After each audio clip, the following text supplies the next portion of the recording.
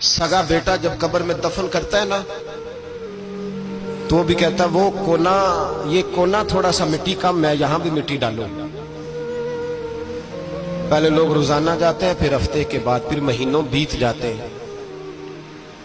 कुछ कब्रें ऐसी भी हैं जिन पे खड़े हों तो लगता है कब्रें रो रही हैं और कहती हैं जाओ मेरे घर वालों से जाके कहो कोई फेरा ही लगा जाए।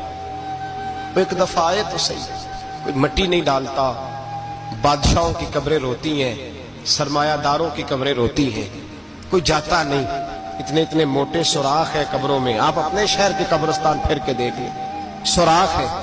ओ भाई, हजरत मौला अली शेर खुदा कब्रिस्तान गए तो पहले रोने लगे, फिर कहने लगे कब्रों वालों क्या हाल है तुम्हारा।